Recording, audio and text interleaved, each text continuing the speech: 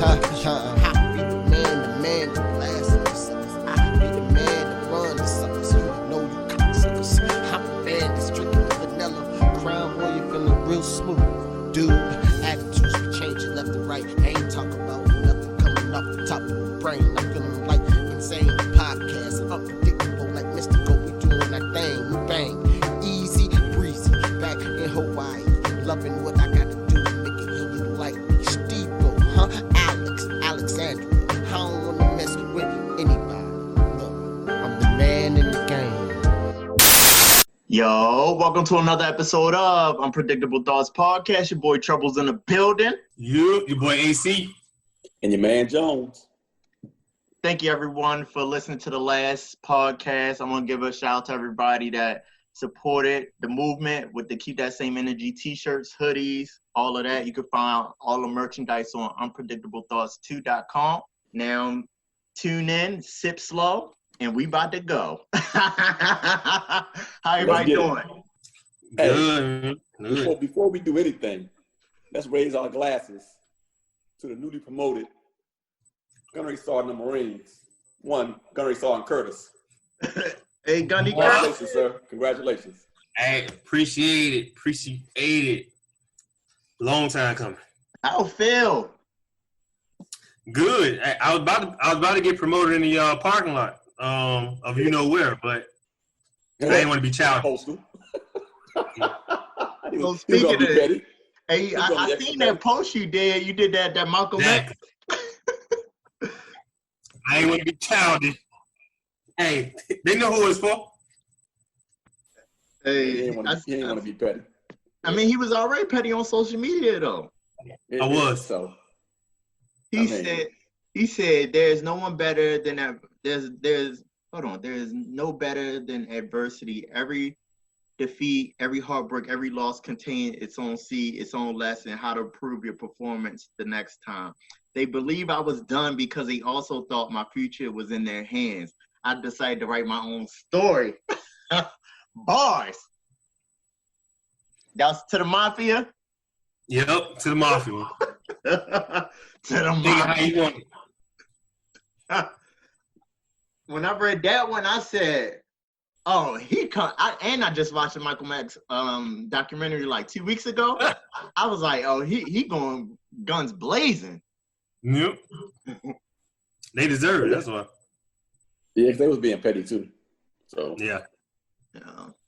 But congrats, man. That gunny money. For real. I know, right? Now, really, I just need retirement. Now I'm good. Oh, you might as well. Hey, you saw Major Curtis on the table then. I ain't never heard of him, but. Hey, he coming. It sound good. You made it. Not to the mountaintop, but you made it past where they thought you was going to get. So congratulations, brother. Appreciate it. Definitely. We need to do a moment of silence for all the people that passed away in the last week, because it was a whole bunch of, between Chadwick Boseman and John Thompson Jr. and another basketball player, I can't think of his name right now, all happened over the weekend. So we're going to give a quick moment of silence for them. All right, let's get it. Okay, where y'all want to start? Everybody, we want to catch up real quick. You want to shout your business out, Jones? Are you? We caught up. We congratulated Curtis. Because I'm about to do another class here soon. Off the X Tactical Solutions, out down here in Albany, Leesburg area. Go all the way to Columbus if you need me to. I'll come to you. I do what I do. I'm very passionate about it. I'm very knowledgeable.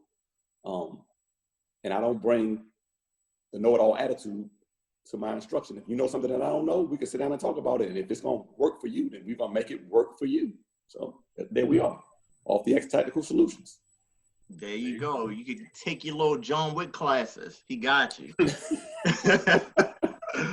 Beginner, intermediate, and advanced, right? Beginner, intermediate, advanced. If you want some tactical tips, not tactical training, I don't do that because that's too much liability. Tactical tips on how to protect your house while you're in it, I can do that for you. I can do a whole lot of things. it's just based off the person's skill level. How skillful they are is how far I'll go. And how comfortable they are as well too, right? Exactly, with their particular weapon, because people out here buying all these guns and don't have no training, and they're gonna pop. Somebody bought a 300 Blackout, which is basically a AR-15 platform, but it's a bullet that's meant to be fired subsonic with a silencer. Mm-hmm. Well, that's gonna go through your wall, your neighbor's wall, and somebody else's wall before it stops unless it hits something. Why did you do that in an apartment building? They trying to air it out. Right. That's gonna go through sheetrock all day, and it's not gonna stop. Drywall is gonna keep going, and it's not gonna stop until it's paper. Right, like it's paper. So I tell people when they buy guns, if you're gonna buy a gun, and we've talked about this before, me and you talked about this. If you're gonna buy a gun for home protection, the best gun to get is a shotgun. That universal, a pump action, not a semi-automatic. The ones they make it now, the semi-automatic don't make no noise. Get that pump action shotgun. That universal is known around the world. That's the one noise that everybody knows. Whether you shoot guns or not, everybody know that noise. You rack that shotgun one good time, whoever in your house, if they don't hear it, oh well. Yeah. Boom. That's it. They gonna feel it. You don't have to be a surgeon with a shotgun. You could be an intern. You don't gotta be a surgeon. You could be an intern. Now when you start talking about pistols and rifles, now you're talking about being a surgeon, then you talk about being a specialist. So you gotta be careful when you pick the weapon to defend your home, because you remember, you ain't the only person in the house. There's other people in the house too. Your kids, your wife, your girlfriend, your dog, whoever. So think about that before you go out here buying guns, thinking, oh, I'm gonna be John Wick Jr. It ain't gonna happen. That's what I meant to ask you too, before I rabbit hole. What's a good beginner gun? Handgun. For who? Male, female, first time shooter, what? Yeah, male. But I ain't a first time shooter, but. Male first time shooter? Well, not a first time shooter, but you got some experience. You got Marine Corps experience though. Right, but you don't like the Beretta, right? You don't like the Beretta? Because I don't like the Beretta. Beretta's trash. I like the Beretta, but I don't like it. Well, because I gotta shoot it, but I don't want to own it. Right, exactly. So you want to go, if you like, everybody loves Glocks. I particularly don't like Glocks. I don't not like them. They don't work for me. Glock, SIG, F&N. It's a whole bunch of 9mm out there that work for first time shooters. The thing is, because you got a child in the house, I would get a gun that has some kind of safety on it. Yeah, okay. Because you got a child in the house. That's be my only suggestion for people that got small children. Even if you got teenagers, get a gun where you can do, it could protect them from themselves. You don't want teenagers pulling the trigger, accidentally shoot themselves or shoot somebody else and lock the gun up. I mean, you got to use common sense with some of this stuff. So, yeah. But I would tell you offline, Curtis, we'll talk about like guns. I don't want to advertise to somebody and they be like, oh, he said this. No, we'll do it offline. Okay. All right. That works for me. Okay. Say I want to get in this. So, Chadwick Boseman, that was a crazy situation.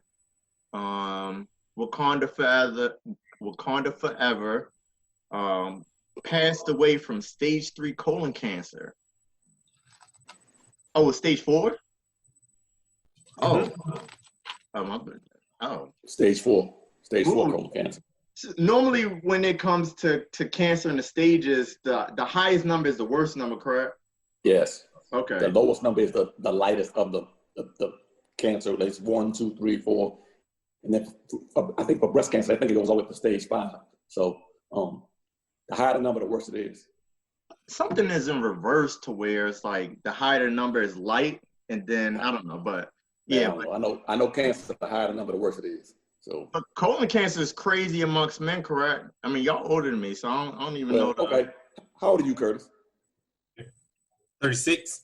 Okay, so you should be trying to get into the doctor to get a colonoscopy right now. Yeah. As a black man. I know you can do it, but I know they about to change it because they don't advertise to 50? Right. I'm about to get mine done at the end of the month. So, but by 50, luckily, I ain't got nothing. Hopefully, I don't have nothing, but I'm not in the situation where he was in because colon cancer can disguise itself with a whole bunch of other problems, before you realize that it's cancer. It could be bowel obstruction, it could be Crohn's, it could be a whole bunch of other things that happens because it's inside your intestines and all of that. So until you get that screening, you don't know. That's crazy. And he got diagnosed with like 4 years ago, right? 4 years ago. So 4 years from Yeah. the time he diagnosed to the time he died. That's quick. That's It fast. is. And Even with all that fame, and I ain't gonna say he had a lot of money because I ain't counting his pockets, but I'm saying even with the money that he had, the medical care that that was available to him, it's undiscriminative and it kills at will. Cancer is just one of those things that no matter how hard you fight it, 9 times out of 10, you're not gonna win. Because he was first diagnosed at what, stage 3? Yes, late stage 2, early stage 3. okay, that's where I got that from now. Yeah, I mean, you think about what he did in that time span. Yeah. He did what? Jackie Robinson, Get On Up, Yep.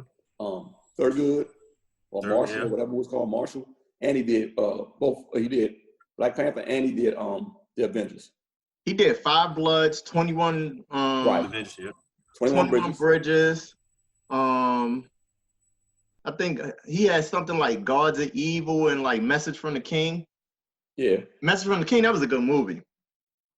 So you think about working in between chemo and being sick and having to put weight back on and all that to look the part without ever people, because we as people are judgmental anyway. So when he was down at the beginning of COVID, when they saw a picture of him and people was making fun of him, like, man, you go from Black Panther to Crack Panther or whatever they were saying about him, which was disrespectful because he didn't put his story out there, and he shouldn't put his story out. It's nobody's business. Yeah. You never know what somebody's going through, so before you judge, you should really kind of like do some self-inventory, because that's kind of cold to make fun of somebody, and that man was dying right in front of our faces, and we never even knew it. He had a tight team, but nobody in his inner circle to let that out, and for all the movies that he did, that's crazy. Well, I'm gonna say he had a tight team, and I'm gonna also say that the people that he chose to tell knew the value of not saying anything. That's deep. Repeat that one more time. The people that he chose to tell knew the value of not saying anything. The value in talking would have done more detriment than good. Yeah. If you understand what I'm saying. Yeah. So explain that to the people. Expound on that. Okay, so if I got something wrong with me and I tell my squad, tell my wife, I tell my kids, and they keep it close to the cuff and don't say anything, then we can keep on progressing together as a team. As long as everybody's in agreement to keep that secret, because that's what it was, a secret. But as soon as somebody goes outside of that circle and opens their mouth and say, well, this is what's going on, now you got scrutiny coming from the outside coming in. And it don't take a lot of water in a boat to sink it. And that's what happens in most situations, most relationships.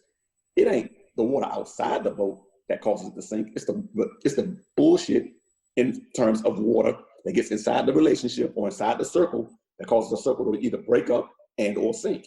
So when you decide to pick your squad, make sure you're picking people that got your back, front, side, everything. You just can't have a person that's looking at you and like, oh, he's successful, I'm riding with him because he might be able to get me somewhere. You got to pick a person that's riding with you because they know the value of you as a person beyond the success. If it was just about success, then he could have picked anybody to be his wife. But his wife never opened her mouth. She never said a word. I didn't even know he was married. Like, bro, I'll tell you the honest God truth. I didn't know he was married either. It's not to say I'm like in the blogs and to like, oh, who he married to, how many kids he got. It's just the way he rolled to where it's just like, I just looked at him as a, like, every time I see him on TV, it was just like, oh, he's playing these parts. And it's like, I didn't have like the interest of like getting into his personal life, And for me, I've never been so obsessed with anything or anybody that I want to know what they're doing when they're not working. Yeah. I ain't that guy. I could care less. So when people be posting about what they do and what Hollywood star had this and what Hollywood star had that, it don't affect me. So why I'm not gonna say I don't care about the well-being of any person, but why do I care about what they do every second of every day when they're not on the screen? I don't. Yeah. It don't make no difference to me. That's not gonna bring me no fame or fortune or money. Yeah. We Virgos, so we roll. But just like reflecting on his like life and just like little situations. Chadwick Boseman was that guy. Like, you know, he was like visiting the children's hospital, and then a lot of people forgot that he gave his MTV award to what's his name? James Shaw, the Waffle House guy. Yeah. Yeah. So it's just like, yo, Chadwick Boseman is that guy. He was more than just an actor for. I mean, for a lot of kids, he is their superhero. He's not Superman. He's not Batman. He is their superhero. Black So Panther.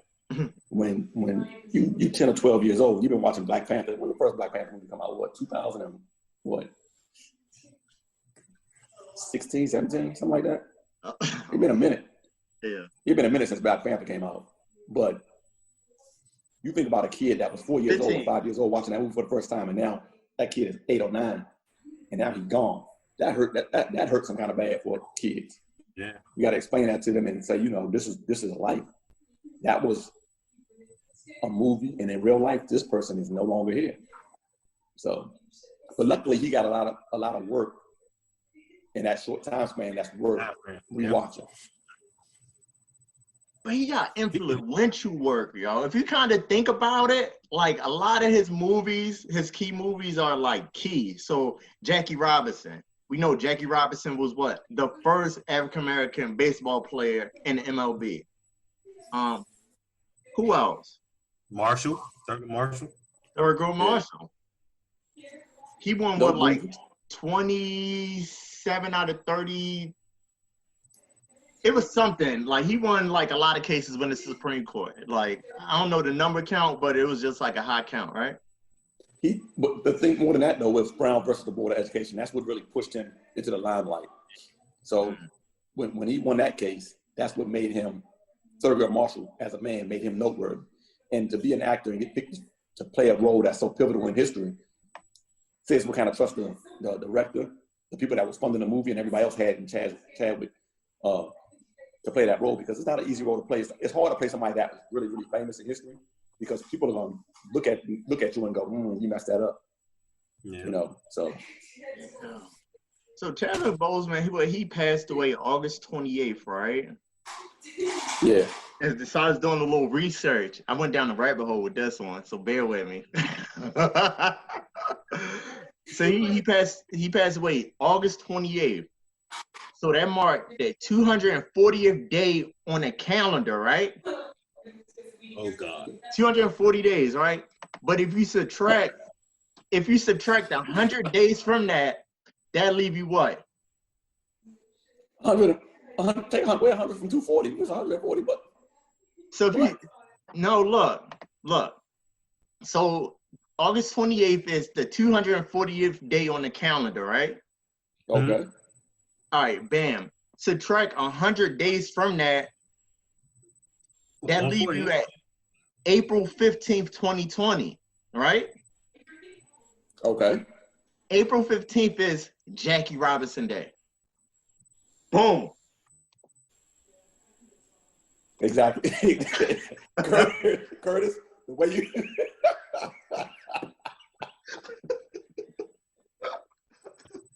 Curtis, the way your face is frozen right now is the way I feel. You reach. That's crazy. I'm just saying. And then if you take Jackie Robinson, right? Jackie Robinson, what was his number? 42. Flip that around. Who you got? 24. Kobe. So you gonna say that's related to Kobe? Shut up. Shut up. I'm just saying. Oh God. I'm just saying.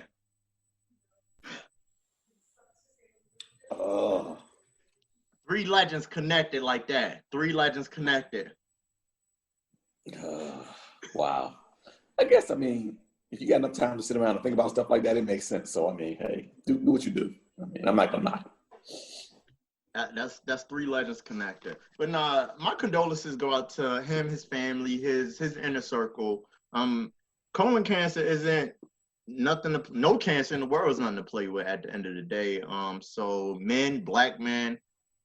I mean, I don't know too much about colon cancer. Well, I don't know a lot about it either, but I know that it kills more black men than almost any other cancer. I know that because we don't go to the doctor. Mm. I mean, even in the military, we don't go to the doctor like we're supposed to. So think about outside the military where you ain't got that healthcare system to get you checked on and stuff like that. We don't go to the doctor like we're supposed to.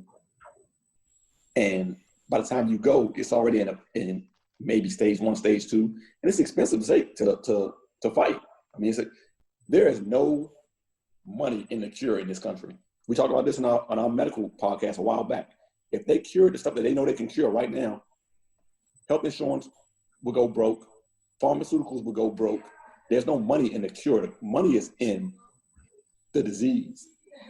That's why COVID is like such a big conspiracy for a lot of people. It's like it came out of nowhere. There is no cure for it, but all these companies are fighting to come up with a cure so they can make money off of it.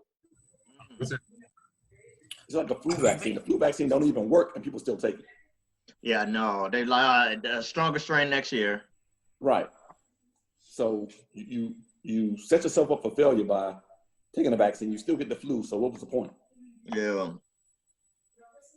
So some symptoms or some signs of colon cancer I'm reading right now is unexplained weight loss, weakness or fatigue, a feeling that your bowel doesn't empty completely, persistent abdominal discomfort such as cramps or gas or pain, rectal bleeding or blood in your stool, a persistent change in your bowel habits, including diarrhea, constipation, or a change in the consistency of your stool. Man, some of this sound like a night after drinking Hennessy. Like, I don't. Well, it's the thing is. Let me see. Hold on. The main problem with colon cancer is that these patients might not experience any symptoms at all until cancer has reached. That's the thing. That's what I was saying earlier.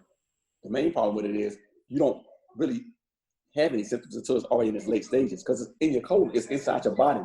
So your body not going to start reacting to it until it's already going through its stages.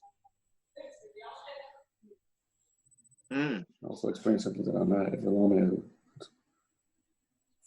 Like constipation is an experience constipation at some point in our lives. So why would you think that's a symptom of colon cancer? The most common cause of constipation are usually modifiable lifestyle factors. Lack of exercises, not ingesting enough food with fiber, a low fluid intake, and general, I mean, it's just general stuff that causes constipation, but that's a sign that you could possibly have colon cancer. That's crazy. Because, hell, how many, think about this. How many times you done ate a whole bunch of meat and not drink enough water and you'd be blocked up like a damn. Man, I went to the Korean, it's like a Korean buffet.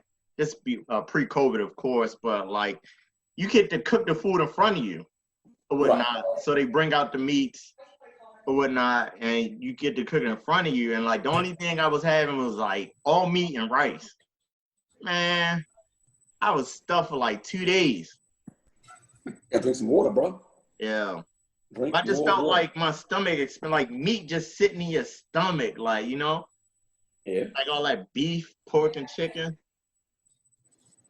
Yeah. I mean, it's unfortunate. I think we need to promote, we need to find somebody in the healthcare industry and have a podcast with them, a registered nurse or a LPN or something to talk about how they get screened and when you should get screened. Because like I said, like Curtis said, they pushing for it to drop down to 35 for black men, but it's not. It's going to take an act of damn Congress to make it happen because there's no benefit in it for insurance companies. Yeah. Why would I let you screen yourself out of a possible death sentence when I know if you go ahead and get it, I'm gonna make more money trying to treat something that's untreatable? That's fucked up. You get what I'm saying? Casualty award. It's not even that. It's greed. It's consumerism. It's capitalism. It's capitalism at its worst. Medical insurance is capitalism at its worst. Hold on. All right. Hey. What was your thoughts on it, Curtis? Once you heard it about the death, or yeah. Well, see, you already know I got a son, so like he said, that was his hero. Like he would have a sit down on like how on like Black Panther died as to an actual person because he associated him with the same person. So he just said that he just thought that like Black Panther was no more because that man died. That is Black Panther. So we had to explain that that's a real person. Like the actual actor died, and Black Panther's a character, and he can still play on. He'll still exist, but the actual person died. So that's a lot explained to a 7-year-old. So yes, it is. But how did he take it though as a 7-year-old? His belief in Black Panther is still that night. Like he was kind of quiet, and you could tell like he was like trying to put it together, like because that's his hero. Like for us, like I don't even know like who he had. But for him, like it hurt because it was like that was a person that I want to be. I want to be for Halloween. Like he's my hero. Like is he gone? Like what's going on? So it was just confusion on his part, but you could tell it hurt him. He didn't do like the little ceremony like all the other little kids doing, but yeah, like he gets it. Like he wanted to watch it like that instant. Like can we put it on? I want to see it. I want to see Black Panther. Like if I see it, it can't be real type deal. Right. So, Yeah. Like, did he find out before y'all? Because, like, with the world of, like, technology and just, like... No, we were all in the kitchen. And Nayla, who always on her phone, it, like, popped up. And she was like, oh, my God. And she said it, like, Aiden was kind of like, like, what? Like, Black Panther ain't died. I saw the movie. Like, he ain't died. And we had to explain it, like, it's a real person. So, but, yeah, we found out together. Yeah, I found out by myself, but I mean, we talked about it like the next day as a crew. And all the men in my crew, we all literally like the same age. We all like 5. It's like I'm the oldest, and then after that, everybody like a year, like 3 or 4 years apart. So we all like, man, damn that. I'm going to get Child's like mine at the end of the month, bro. I'm going at the end of the month. I'm gonna need one of y'all to drive me, but I'm going. Yeah. Hey, tell all my Black men, please get y'all colon cancer. I mean, I said get your colon cancer. Get your colons checked or whatnot. Please maintain a healthy diet or somewhat of a healthy diet, exercise, drinking water, the basics of life. Yeah, for real. I mean, because avoiding a doctor or not trusting the doctor or whatever excuse you come up with is not going to be a good enough excuse for your family if you're not here. Yeah. So, did y'all find any like inspiration? You know how sometimes you could like when someone's death, you could like possibly find inspiration within it in a sense.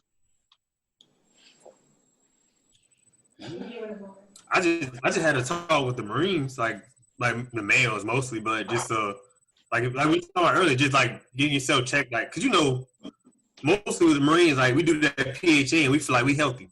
And that's it. But, right, that's a check in the box, and that check in the box is some BS because more times than not, there's a whole lot more wrong. I told him, my thing is like, yeah, yes. So I just told him, I just pushed them like, hey, I know we get the PHA's done, but it's more to that. Like, go get checked out. Like, go to the doctor. You feel bad, like, invest in yourself. Because, again, you could have something and not really know. Because, the PHA only asks basic questions, and they ain't asking much anyway. So, just invest in yourself, like, as far as, like, medical screenings for real. So, I don't know. That was just my thing for them. They make the assumption that young people are not going to get sick. So, that's what they're going off of. You 17, 18, 19, 20, 21 years old, you're not going to get sick. So, we don't got to put like a lot of extra energy into you, and especially for first-term Marines. I mean, that first 4 years, they're not worried about you because most of them ain't staying no way. So they know you're gonna get out. They're like, whatever. We're gonna give you the bare minimum of care, which is not military medical care. Is not great. It's substandard at best because there's too many people and not enough doctors. So, and you never know what the people. You never know what like medical history these people are bringing with them too, from where they're coming from. So. Like to tell a 19-year-old from the hood who ain't had no real balanced meals and stuff like that to tell him like give him advice on how to eat and stuff like that. Yeah, I mean, or you can ask somebody to live out in the He middle ain't of the used to forest. that, but you just waving it off because PHA get it done. So Check. Definitely me. Yeah. Different again? With me, it was frozen? just, huh? Go ahead. I was about to say, are you frozen because you were stuck for a minute too? Nah, I was just like, I'm trying to let everybody speak. I guess for me, it was just like, I wouldn't say inspiration, it was just like a realization of like, don't take like life and life goals, life accomplishments, or what you're trying to accomplishment, and also your health for granted. You know, Chadwick Boseman, he was diagnosed 4 years ago, and he was doing movies in between. The crazy part is that I looked at on a deeper level was that he was still going through chemo and no one knew. So it was just the fact of him going through chemo, like, okay, I could do this movie, but you don't know as a director that I got colon cancer. I could do this movie, that'll be good. Then after that, after I'm done this, I'm going back to my treatment. And then, rinse and repeat process. No excuses. Yeah. I mean, and some people gonna use that and like, man, if he could do it, then I could do it. The problem is everybody ain't built the same. They not. So don't think that just because he could do it. Again, his team was strong. His inner circle was strong. Everybody was supporting his well wishes and his dream. Everybody ain't got that same kind of inner circle. Yeah. Because at the same time, somebody telling you, while you believe in yourself, saying you could do it, it's somebody on your team right now saying, man, I don't even know why you're trying that. Exactly. Instead of saying, hey, man, go ahead and try it. So it's a big difference in who you surround yourself with. And I think that when you're talking about just inspiration or well wishes or being strong, it's just all in picking the right people. Because it takes nothing for Curtis to get promoted today, and it's one person I guarantee you right now that found out he got promoted today that's at home with a sour ass face about it right now. McGahee. I got about 10. It's at least one sitting at home right now talking about, I can't believe this motherfucker got promoted. He everything but a child of God right now to some people because they can't believe he got promoted. How they promote him? He ain't no good. He was this and he was that. But sometimes when you in a storm, you only see the clear sky on the other side. Because look at it now. Sun shining. Yeah. So when he do it, preach. Preach. So anybody got any closing remarks for the Chadwick Boseman situation? All right. Oh, bam. I'm gonna find another quote, but this go perfect. All right. So, whatever you want to do it now. There are only so many tomorrows. I like that. Deep. That's deep. Now I gotta find another one. Okay, yeah, you already used that one up. My closing piece on that is, if you are young and Black between the ages of, I'm gonna go all the way down to 25. From 25 up, you should be at least at a minimum getting checked. Get your prostate checked, get your colon checked if your insurance will let you do it. Because if you wait, like they said in that some of the symptoms, by the time you notice some of the symptoms, it's too late to do anything. You already in late stage 3. So ain't no saving because they can't, because your colon is in your bowels. They can't take your bowels out, all of it, and you still survive because your body got to be able to process nutrition, and without your bowels, it can't do it. So, all your intestines and all that, but all of that, your body can't function. So you can't take all of that out, and you can't transplant it. Oh, just get a transplant. No, it don't work that way, partner. You're talking about put somebody else's intestines in your body. That ain't gonna work. That ain't gonna work at all. So get checked, get screened, get whatever you got. Get your blood work done annually. Get your dental work done because sometimes dentists see stuff that doctors don't, and a lot of times dental problems are major health problems in disguise. So make sure you're getting that done, and talk about it. Don't be afraid to talk about these things that are not taboo anymore. Because we would have never been talking about colon cancer a year ago on a podcast. We've been talking about something else. We don't have to talk about regular cancer, but colon cancer, no, we would never talk about that. So talk about it with your friends and your family and everybody, because somebody that's not talking about it right now, going through it, and they need that inspiration to go ahead and take that next step. And it's scary to think about letting somebody put something in your bottom, in your rectum, and with a camera and looking up in your body and telling you that something's wrong with you. But if you don't do it, the end result could be death. So get checked. Get checked, people. That's all I got. Get checked, eat healthy. If you're kind of confused on it, we do have a lot of technology. So use Google, whatever searching platform you use to search information, web and be it, I don't know. But do your best. Try to eat healthy. And not to say go vegan or pescatarian or nothing. Do what fits for you. However, hey, try to cut out, maybe go a week, 2 weeks, no eating meat. Try that for a little bit, you know. Switch it up a bit. Yeah, I mean, you got to do what you got to do. So, yeah. So, speaking of you got to do what you got to do, I don't know why he did this. We're gonna transition to the whole shooting in, was it Wisconsin? You talking about Kenosha? Yeah, Kenosha. Oh God. Well, we're gonna talk about it, and I'm gonna say this right out the gate. There's gonna be some people that's gonna listen to this podcast that ain't gonna like what I got to say. I'm gonna tell you right now. Uh-oh, hold up.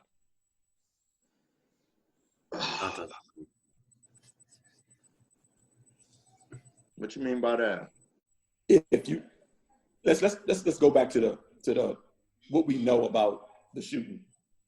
We know that the dude shot 2 people and killed them. Shot a 3rd person. Hold on, are we talking about the aftermath, or we gonna talk about the police shooting first? You want to talk about Blake first, Jacob? You want to talk about Blake? You want to talk about Blake first? Yeah, let's go with Blake first, because then it wound up transferring to the other one. Okay, so now this one I'm gonna have to go with just a dumbass cop. I'm calling like I see it, dumbass cop, and I'm gonna tell you why. There's a rule in SWAT. Break down the story first. Okay, so the guy goes out. It's 2 women fighting, and unclear what they was fighting about. Don't really know. They tries to break the fight up, according to witnesses. Cops show up. They try to talk to him. Now, granted, I will give the dispatcher that was on the scene, that was dispatching, credit, because they ran his plates. He came back with some warrants. He has a couple of warrants. Okay, so he got warrants. He's supposed to get arrested. Got that part. Not talking about that yet. We're going to talk about the whole fight thing. The fight was going on. He goes to walk away. First of all, if you're going to put your hands on somebody as a police officer, you cannot have your gun out. It ain't going to work. We'll get to the end result of that in a minute. But more importantly, it was 4 other cops there. What the hell was they doing? Yeah. What is it? What are y'all, spectators? Is this a spectator sport? Y'all watching basketball? It was 4 other cops there that watched him walk away. All he had on was a wife beater. They tried to tase him and it didn't work. Okay, so at that point, I guess when the guy that actually shot him pulled his gun out, everybody pulled their gun out or pulled something out. Was he lead man? Huh? Was he lead? How does that, I mean, before we go into that story, how does that normally work? Okay, 4 cops out, 1 cop pulled a gun out. Is it based on seniority, or is it based on, if you don't look like the next cop next to you, then you're wrong? It's based on it's based on who gets there first. So he probably was the first cop on scene. He made contact with him first, so it's his scene. He controls that scene because he got there first. Even if he's junior ranking. It don't make a difference what the rank is, unless somebody with more rank than you tells you to, hey, back off, I got this. But if you get there first, it's yours. Gotcha. So he got there first, more than likely. He made contact with at least, at a minimum, him, based on the video because it's not that much video that you can see. I'm sure it's more somewhere, but when the guy walks away, he has his gun out. And this is the point I want to make when I say in SWAT, they tell us you can only have 1 tool out at a time. Well, guess what these are? These are tools. Your hands, your fingers. Yes. Your hands. Your hands is a tool. You can't have your gun in one hand and this hand empty because you have no other recourse. The only way you can use these is to put the gun away. When a guy reached into the car, and I'm not saying I know the whole story because they said it was a knife on the floorboard of the car. Maybe the cop saw it, maybe the cop didn't see it. I don't know. But when he reached into the car, that's apparently when the whole shooting thing, because he had already ripped his t-shirt off pretty much. His wife beater was pretty much. So I guess the guy reached for something, and the cop saw it. I'm gonna go with that premise that he saw what he thought he saw, and he started shooting. But 7 times in the back, even if you didn't have video, it sounds bad. That's excessive. Could have shot me in the leg. It sounds bad for anybody. I mean, even if you didn't know that he was black, he was purple, he was green, he was orange. If you heard that a cop shot somebody in the back 7 times, you would say, wow, that's crazy. But it's happened before. It happened in South Carolina with that dude that was running away. Yeah. So this ain't nothing new. This is just up close and personal. And, you know, his kids was in the car. And that's another thing. It's just like, what is the weapon safety rule? Well, what is it? It's that one that everybody's calling safety rule that they start an ad now. Know your target and what lies beyond. Yeah. So he technically didn't violate it because he never turned a gun to the back seat. That's where the kids was at. But he didn't know what was in the car. Nobody did. Mm-hmm. But they didn't know that till after the fact. But when we start talking about like ricocheting and all that stuff, I guess that's the point I was trying to make. Not in the car though. Okay. Because most of the stuff inside of a car is soft plastic and metal, so the bullet more than likely gonna go through it or stick in it. I'm not an expert, but I've shot enough to know that inside of a car, it's either gonna go through it or it's gonna come out of another side of the car. So unless it hits the engine block or like a hard piece of metal. So it's not a lot of stuff in the car that's gonna stop a bullet. But he shot him as he was leaning over the front seat. So all the bullets went into him and towards the ground, per se. Like I said, there's no video of it because that particular police department does not carry, they don't wear body cams. So you can't say if just based off the video that was from across the street. So, but I think all 4 of them cops are now, granted, I don't agree with this whole let's fire all the cops, but I think sometimes when you got a dominant personality as a police officer, people tend to go with that personality thinking that you know what you're doing. A lot of this is bravado, it's fear. You don't want to take an ass whooping. I mean, let's just be real. Don't nobody want to take an ass whooping, nobody. But in police work, it happens. And it happened to me as an MP. You got your ass whooped on base? Young Lance Cobalt, I thought I was really badass, yep. Mm-hmm. Oh boy, did I. Oh boy, did I. If it weren't for the rest of the MPs, I'd still probably be getting my ass whooped right now. I got my ass whooped. So, but it happens. I mean, you can't think that badge and that gun gonna protect you from getting tossed up.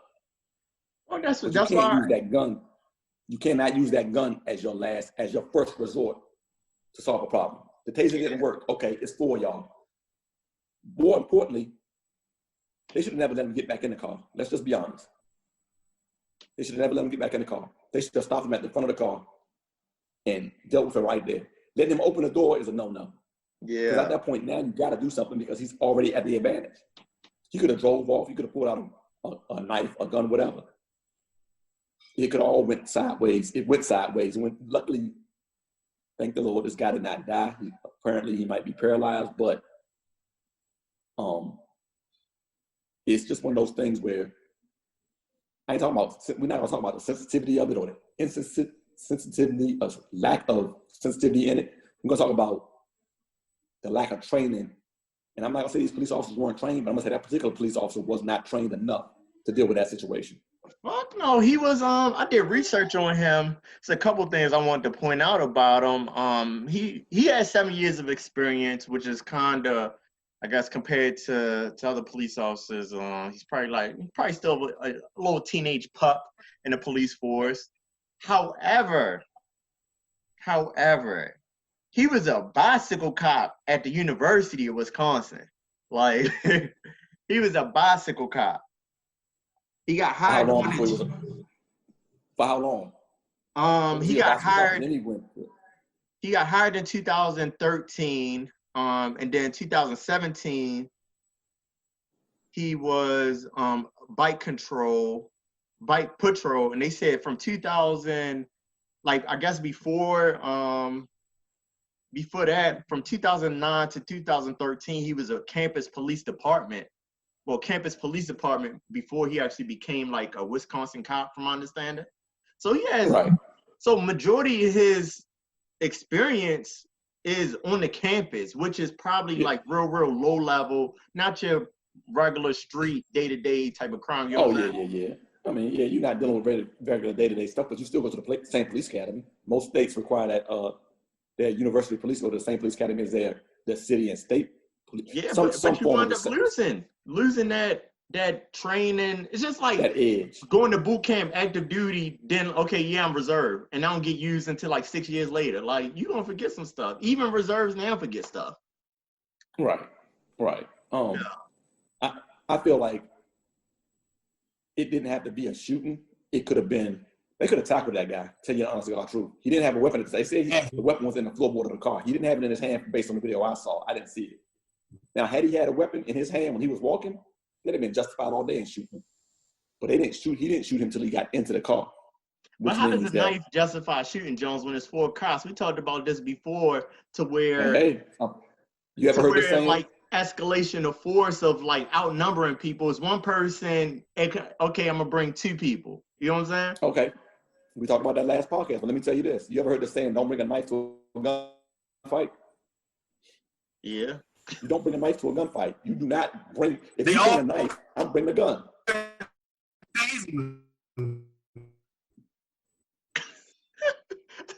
Hey Curtis, what? We can't hear you. Bruh. Like he in the Blair Witch Project.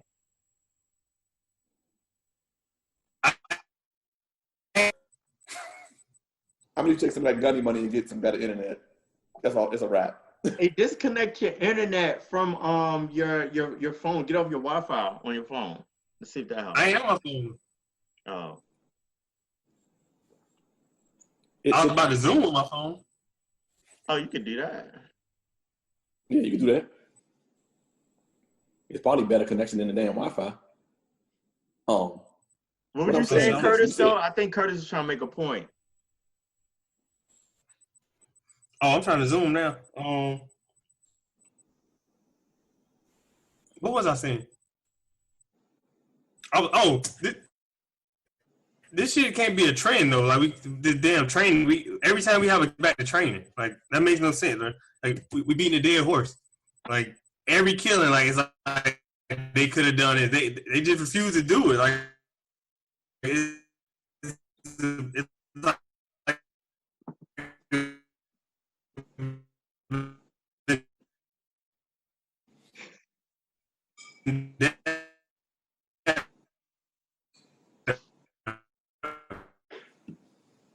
You might spend some fire points. Bruh. Anyway, like he's saying, Curtis, we didn't hear you. Yo, Curtis, try to jump on Zoom through your phone, and we're gonna continue the conversation. If we got to double back, we'll double back. He got it. I think he heard you. What he's saying, I understand what he's saying is every time that something happens is, let's go back to training. It's not the lack of training, because training is nationally certified. Every police academy has to be certified in order to train police in that municipality, that state, whatever. The problem is it's a lack of empathy for a particular race of people. And it's not training, it's empathy, it's understanding. It's not having a willingness to work. Remember what I told you before when we talked about this? We talked about how police officers show up on scene and they're trying to solve the problem before they even get there. Yeah, get to the next thing. I believe that one. Yeah, they're trying to solve the problem before they even get out of the car, so they can get to the next call, because they're used for too many different things. That particular situation was a whole bunch of stuff going on. 2 females fighting. Guy shows up. He has warrants. You got 4 officers there. Nobody really took charge of the situation. I'm not sure what happened to the females, because you never see them in the frame. So that part of the story is null and void. Nobody even care about that no more. The end result is this young man gets shot, and we have a commander-in-chief that says, that, yeah. Which y'all don't get into that, it just makes you mad. He's not a very, very compassionate person when it comes to things like this. So how's that even just he choked? Like, what does that mean? Like, I can't even like understand. Like, what do you mean your officer choked? Like, I don't know. Normally when I hear somebody choked, they didn't pull the trigger, but to Right. successfully pull the trigger 7 times. The way we understand choke is you playing basketball and you got the game-winning shot and you don't take it. The way we understand choke is at the time when you're supposed to show up the most, you don't show up. It ain't the exact opposite of you show up and then you do too much. He overshowed like right. He won a Super Bowl 7 times. Yeah. You can't do it. You can't do that. So I can't go back to training. What I'm gonna say is it has to be a better system put in place to handle these things. Like I said, the police departments are doing too much. They social workers, they psychologists, they medical professionals, they doing too much. It's the amount of stuff you ask an average high school graduate police officer. Now, don't get me wrong, some of them do. A lot of police officers now have bachelor's degrees, some of them even got masters. But the majority of police officers in a lot of cities, towns, small counties, are high school graduates.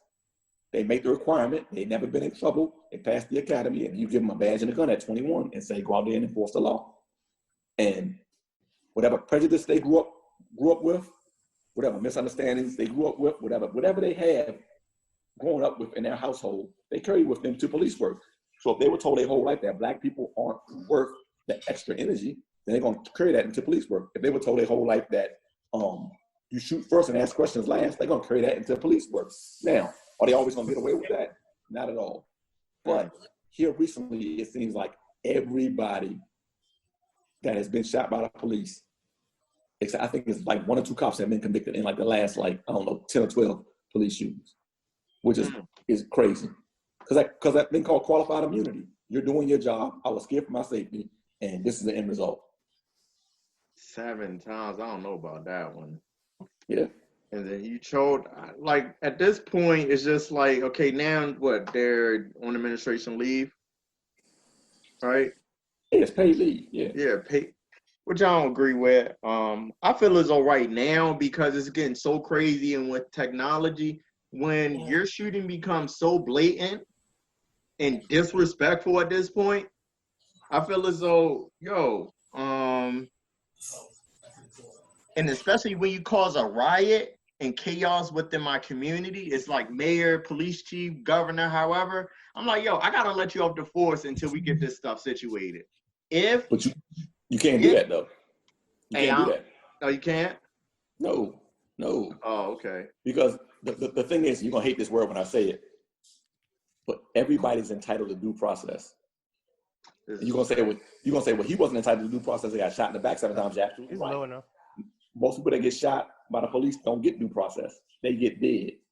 So, but even a police officer that has done the unthinkable, would shoot somebody in the back 7 times, is still entitled to due process.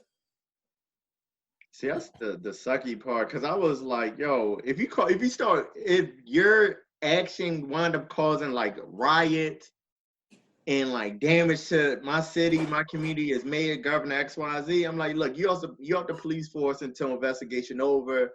If you found not guilty, we'll let you back on. Hold on, is it not guilty when you good, right? If you found, no, it's not guilty, because if you talk about a trial, most police officers don't even go to trial. They go to a civilian, they go to some kind of review board.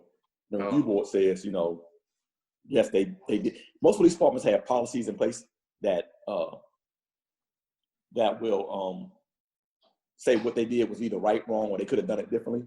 But it's not going to be one of those things where they go to trial. Only if they go to trial will they be found guilty or not guilty. That's the only time that's going to happen. I was like, man, if you was good, then we'll bring you back, give you back pay or whatnot, give you some incentive.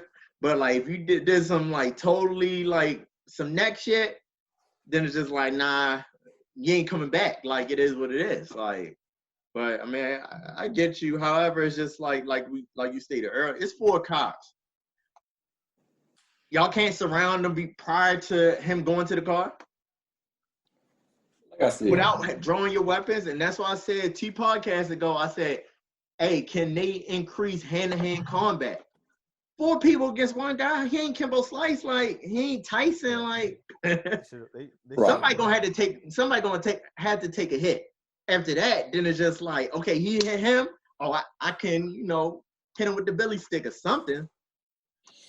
Right. I mean, and again, like I said before, they just scared of taking it. It's perception becomes reality, and everybody's scared of what it's going to look like on video. I mean, honestly, you put your hands on somebody, you push them down on the ground, whatever the case may be, all of a sudden now you've abused your power. But everybody has a right to defend themselves, even police officers doing their job. I ain't saying shoot nobody, but I'm saying if you get into it with a civilian, I hate to say civilian because that's the wrong way to say it because you serve the public. So you get into it with an assailant and they start throwing punches. I ain't saying you got to punch them back, but you could damn sure defend yourself against that abuse. Well, and then then you put them in handcuffs and charge them with assault on a peace officer. And then whoever is this taser company, hey, police force, y'all need to drop them because obviously it didn't work. Like, well, either he didn't know how to deploy, either he didn't know how to deploy the taser the right way, or some people, it's always that 1% that it's not going to affect. Oh, okay. I mean, we sprayed somebody in, like I said, in the Staff Academy about 3 weeks ago. Didn't affect her at all. She walked right through it. Oh, for real? Walked right through it. Like it didn't. Like I didn't even spray, and I sprayed her good. And she walked right through it like it wasn't nothing. And then she sat on the ground. I was like, "Yeah, I'm good. You good?" She was like, "I'm good." But then I found out later her mother is Ethiopian.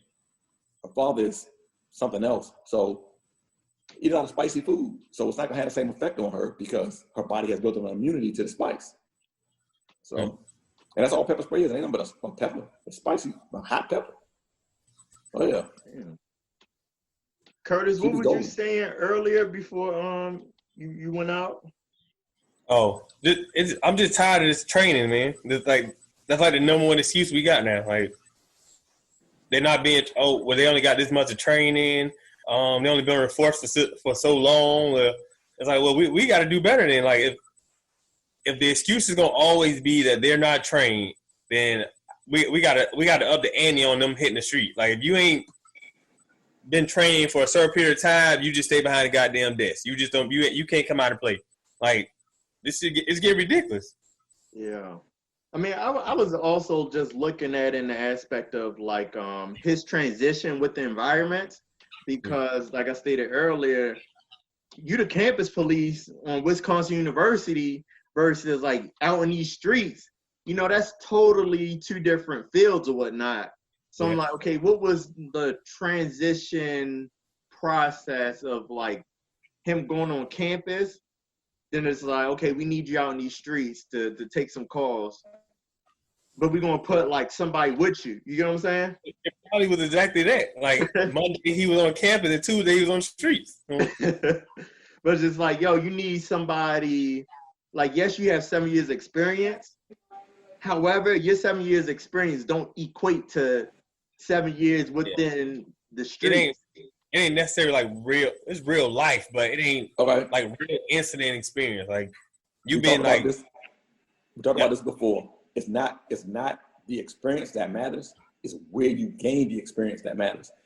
Having 7 years experience on the University of Wisconsin dealing with mostly an affluent or decently raised, no other way to say it, white people, because Wisconsin is majority white. You go into this situation where this dude is black, and it's probably on a black side of town in Wisconsin, which I did not know they had one. But in this area, you're not used to dealing with this environment. Your fear level goes through the roof. You're like, oh my God, man, I got to go over here and deal with this. I'm not used to this. You automatically apprehensive. You automatically thinking, how can I solve this problem as fast as possible so I can get on to the next thing? You got trigger happy. He got scared. He got scared. I'm telling you, it would not have looked good, but if I was him, I'd have put that gun away. And as soon as he reached into the car, I'd grab both of them damn legs and out his ass with a cane. His face about to hit the ground, but oh well. He coming, because they don't even fight with him in the car. He has the advantage. He's in the car. Get him out of the car back when you got more people. And at that point, if he does have a gun, you got 3 other people at least around you that can do something. So how do we solve this? Like, because that's a common thing too. Police fearing the people that they're supposed to serve and protect. Well, I'm gonna tell you one way you do it: get police out of cars. Get them out of the car. Make them walk a beat again. Make them actually get out of the car and walk. And I'm gonna tell you why. When you walk through a neighborhood or through a community, especially a densely populated community like pick one, people notice you, you notice them, they start to feel comfortable with you, and it can't be a different patrol zone every day. You gotta walk the same beat every time you work, and it gotta be the same but it gotta be the same group of cops. So if you work Monday and Tuesday, you walk that beat, and you come back on Friday, Saturday, Sunday, you walk that same beat Friday, Saturday, and Sunday. When you're not there, the other 2 cops or other 4 cops or other 6 cops that work that beat, they're all in that same beat every day. The only way you can solve the problem is to keep it, because that's the way police work used to be. You got a time to beat, and that was your beat. That was it. People knew you. They knew you from. You watched them grow. You watched them have kids. You watched them graduate high school. They knew you, and they felt comfortable with you. That way, when something happens, they can come to you and say, "Hey, this was going on. This might be happening. You might want to go talk to so and so." Versus this response thing. Now everything is a response. We don't. They say they put a lot of money in police departments. No, they don't put a lot of money in police departments. They put a lot of money in gadgets, cars, and guns. So and what you refer to is that like the term like that? They're community policing. Community policing is when you have the community and the police working together, and it would be similar to community policing, but you also have to have the community has to have a better understanding of what police are for. We're not there to solve all your problems. That's not what the police department's for. And we're not there. You can't call us when everything goes wrong. It doesn't work that way. And that's what it's become. You got a problem, you don't want to deal with it, call the police. So about 75% of police calls are really just nuisance calls. They're not really crime related. Police are there to, after the fact, normally report on crime, not on nuisance stuff. Because that might be a misconception for me too. So in theory, I'm thinking that the police are a de-escalation force. Like when you call them out, that's what they're coming to do. De-escalate the situation. It's too late to de-escalate at that point. The situation is already in full throttle. Because you know who's escalating the situation? The people that call the police. And I'll give you a prime example. I'm gonna give you a prime example. And if you've been in the military, you've probably seen it at least once, especially there on Lejeune, wherever you live at. Mm-hmm. If you ever lived in a house, and you know what I'm about to say. If you've ever been to a domestic, or ever seen a domestic, and you get to a domestic, and the husband is calm as a damn cucumber. I ain't do nothing, it was all her. As soon as you go to take the husband away, here come the wife with the bullshit. She want to fight them because she know that when the husband leaves, the possibility of him getting in trouble is great. Which means the possibility of her losing what she has is greater. So same thing in the community. When you take the person out of the house that's bringing, and I hate to say the breadwinner because there's no such thing as that anymore. Everybody works to provide. But when you take the person out of the house that is the comforter, the supporter, the disciplinarian of the kids, whatever the case may be, you take them out of the house, and now all of a sudden that person that is left, now they got to deal with all of that. So now they're gonna show out too. Or you've seen it in videos, oh man, you had to do that to him, you had to do this, you had to do that. A lot of times, what you see on video is an end result of something that happened 45 seconds before. So if you see a police officer, I'm not defending police by any means, but if you see a police officer strike somebody, or you see a police officer slam somebody to the ground, you see the last 15 seconds of the video. What happened 30 and 45 seconds before that got him to that point? Yeah. So you got to show the whole thing and say, okay, this is what happened that led to this thing. Now, this particular video, this guy getting shot in the back, we see him walking around. Now, we don't know what happened before he walked around that car, but we know he was walking away from that cop before he got shot. So in this particular instance, whether he's right, wrong, or indifferent for walking away, the cop, in my view, used excessive force.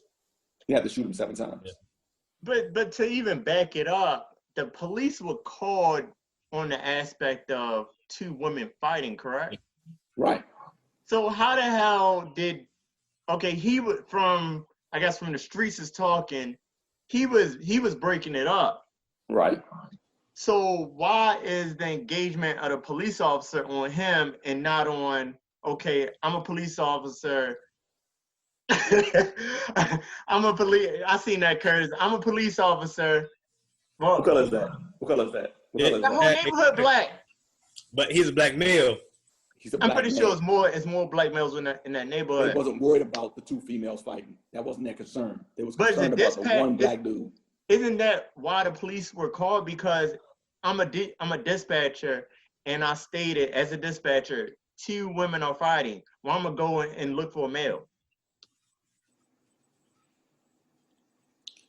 Why am I looking for Jacob if the dispatcher stated 2 it's a fight going on?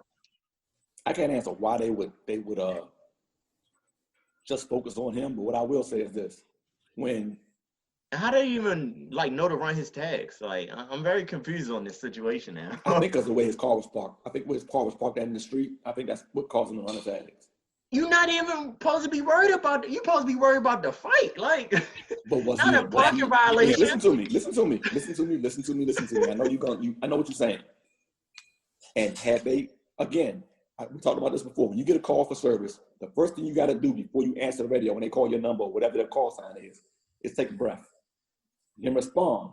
Then let them say what they're gonna say, and take another breath, and then you respond. Before you put the car in drive, if you're not driving, or before you step on the gas and turn the cold lights on, you got to start thinking about what you're gonna do when you get there. Because from the time you start approaching the scene to the time you get out of the car, you got to already have a plan formulated. That cop had no plan formulated. Yep. He had no plan. So when he saw the black male in the middle of the fight, or he saw them talking to the 2 females, he automatically assumed that it was him. And I'm making an assumption here. He automatically assumed that it was him that was causing the problem. Instead of focusing on the fight. And that's an assumption. And the truth is never going to come out because they're going to lie their way right out of the damn courtroom with this one. Because that's typically what happens when situations like this happen. Some kind of way, it's the individual's fault and not the police's. They had the same problem in Cali. This white lady called the police about some people harassing these 3 black kids. The police pulled up and made all 3 black kids get on the ground, put their hands behind their head while this white lady is screaming. I did not call on them. Right. They were the victims, and they still handcuffed them kids and put them on the curb while the white male who they were looking for got away. Are you serious? No, I've literally seen this 3 separate times in this week alone. And that's one thing I'm very curious about. Because to me, it doesn't make sense. Like, it does. Somebody in that hood, somebody in that neighborhood called the cops. 2 ladies are fighting. That went to the dispatcher. She translated it and translated it to whoever's in the surrounding area. Then that's when that cop was like, 10-4, I got it. And then he came up and did something different. The problem is we are automatically seen as dangerous, no matter what.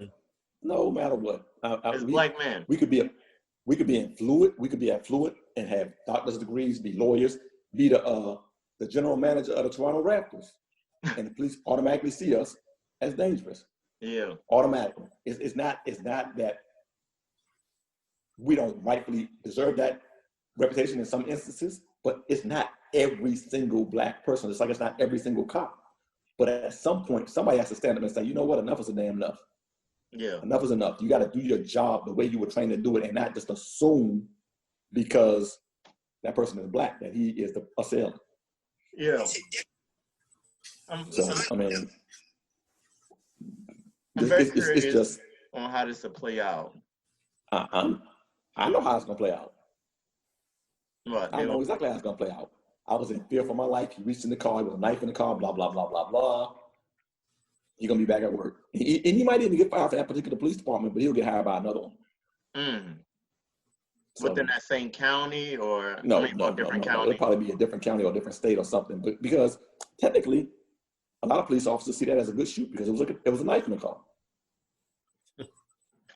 But I don't see how a knife versus 4 people. I guess it's just. Listen to me. Once I told you, like I said before, once he made it to the car and opened the door and reached into the car, it becomes a whole different situation at that point. Completely different. Your president says it was a good shoot too. As long as he was outside the car, they could control that situation much better. Huh? I said that's your boss, Curtis, directly. My boss is a lieutenant. once they Trump don't write my fit reps. He gonna sign your retirement though. Actually, he probably won't. shit, according to the survey, they said he got 91% chance of getting reelected. Yeah, So, Nah, that man going to jail. he He not. be president for jail. Mm. He can Well, sign it. I ain't got to put it up nowhere. Yeah. I'm so glad my stuff got signed by Barack. I don't know what to do. Whew. Dodge that bullet. Hey, I'll take a body. I don't want a Trump. I don't know. I guess just overall, it's just like to me, overall, it's just bad police work because it's four people, it's four cops. Y'all outnumber him. And like I discussed before, the whole escalation of force is it called escalation of force, Jones? When it's like you kind of outnumber somebody. Yeah. Okay, that's Continuing force, escalation of force, whatever you want to call it. Yeah. Okay, so y'all outnumber him. You could have easily blocked him from. You could have easily blocked him from going to his car because you ran his damn tags. They let him walk to the car. And that's the point I've been trying to make. It was four of them. Once he made a move to walk around the vehicle, the other three cops should have moved to block him from the car itself. If that's what you think that item that he might be going to get is in, why would you let him get into it? It's like letting somebody go back into their house once you make contact with them outside. 9 times out of 10, it's going to be a bad situation if they get back into their house. Yeah. So why let them back in the house? So same thing here. Why let a car and a house are treated the exact same way in my view? That is private property. That's your private residence. You have the most comfort in those things. You're most comfortable in your car when you're driving, and you're most comfortable in your house when you're inside of it. That's when you know where everything's at. You got a gun in the car, you know exactly where it's at. If you got a gun in your house, you know exactly where it's at. So why would you let a person walk around their own house to areas that you don't know where they're going to get something? Same thing with a car. Why would you let a person open that door? What if he had a gun in the door? As soon as he opened the door, he could have reached forward and shot through the door and shot the cop. Yeah, start so spraying. It's 6 in one hand, half a dozen in the other. No matter how you slice the pie, some kind of way it can be justified. Not 7 shots justifiable, but him shooting him justified based on what they found in the car. I'm not saying I agree with it, but I understand how it can be justified. Just based on, y'all the police policies and stuff to that nature. Right. Okay, understood. Right. Not saying it's going to hold up in court, but you can see. Exactly. Yeah, okay, got it. Right. Got it. Interesting. So, was it next topic, or we got anything else? We got lasting remarks on this? No, I don't want to talk about it no more because I'm sick of it. I done had it up to my ass with all these police shootings. So, this Rittenhouse boy. Is his name Jacob? Kyle. Did you hear what your president said about him too? We heard. Yeah. What did he say about that? That he was a victim. He was attacked. That's why I said y'all not gonna like what I gotta say about this one because I'm telling you, in the court of law, I guarantee you the only thing that he will get convicted of is being underage, having a gun, and bringing a gun across state lines. I guarantee it. Well, hold on, explain this. Because technically, based off the video that I saw, and based off of what they pretty much all writings that I've read, some kind of way he was attacked at some point. Now, I don't know if he was attacked before he fired the first shot or not, but the video that everybody has seen with him on the ground and that guy coming to punch him or do whatever, if you're in a state of, you're on the ground already, you can't retreat. You have a right, again, if you go back to this right to defend yourself, you have a right to defend yourself. You don't gotta wait till you get punched in the mouth to be like, oh no, I'm gonna shoot you. If a person is presenting a threat, you have a right to defend yourself. So like I said, I don't know how it's gonna play out in court, but I guarantee you some kind of way that's gonna knock down, it's gonna be called self-defense at some point. But didn't he fire at people before he got knocked down? He had already shot somebody. I think that's what I'm understanding from the story I read. He shot somebody prior to that too. He had shot somebody before, and then they end up getting him down to the ground, something like that, and he shot 2 other people that were coming after him. So right. So that first person though, that was murder. Right, but see, that's the part that's not on video. You see a grainy video of something happening, but this is not. You hear the pop, but you don't see. Somebody got the video. They just ain't releasing it yet. They're trying to wait and get some money, probably. But that part I did not see. But I know the second part that I saw, and I saw the guy drop. I knew exactly when he got hit. I was like, okay, yeah, he just shot him. I'm trying to hear the explanation on the first guy. Like, wow. So what was the explanation for him? But they're saying that possibly he was getting attacked then too. So his whole, have you seen his video that he said he was there to protect the building? The building was abandoned. Is there an abandoned building behind him? Yeah. So is that when he was talking to the police officers and they like big tanks and stuff? Right. Yeah. Well, first of all, bro, you drove 20 minutes. Why you like? That's not even your area. That's not even your hood. Yeah. Yeah. You can't leave your house to go protect a business that's not yours. That wasn't his business. That's what I'm saying. Like, you can't. That's illegal. What are you protecting? Well, we're gonna make sure that nobody breaks into it. It ain't yours to protect at all. Nobody asked for your help. Right. So that's problem. That's problem one. The first problem is this: his mom knew he was underage, and yet she drove him to the scene with a AR. Yes. Yep. His mother drove him. So yeah, on it. He lost his license or something like that, right? Like a couple weeks prior or something. He's been in trouble before. He's like a juvenile delinquent, basically, in some way, shape, or form. So I think he either lost it or got suspended or something like the week prior. So he couldn't drive himself. She need to be arrested too. Yeah. He should be arrested because she drove him one. What charge would that be? She knew he had a rifle too. And granted, in his video, he had a little med bag saying, I'm here to help people and blah, blah, blah, blah, blah. Try to portray it as if somebody gets hurt, I can help them, So the police, in their infinite wisdom, didn't even ask him for ID or anything. And they should not have, because he was not presenting a threat. He seemed to be of age. Nobody found out he was underage until after the fact. So again, that's that he looks the part, so he must be doing the right thing. So this whole shooting thing happens, and they let him walk by them with the rifle, get in the car and go home and arrest him the next day. Then they found out he's 17. He crossed state lines with a rifle and a whole bunch of other stuff. So they're gonna get him on having a rifle underage, crossing state lines with a rifle, and some other stuff that he should not have been doing. But it ain't gonna be nothing major like murder, right? I don't think it's gonna. This is just my opinion. I don't think they're gonna get him on murder because, like I said before, everyone has a right to defend themselves. And at some point, when that guy was coming at him with the skateboard, you know what I'm saying? Escalation of force, right? We're gonna go back to what I said earlier: knife to a gunfight. You brought a skateboard to a gunfight.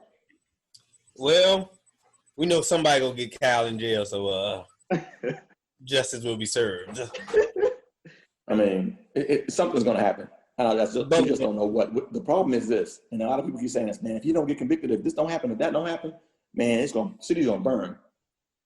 I will say this, and a lot of people are gonna be like, "Oh man, I can't believe you said this." Stop burning down the shit where you gotta live at. Stop burning the shit that you gotta live, the community you gotta live in. You gotta live there.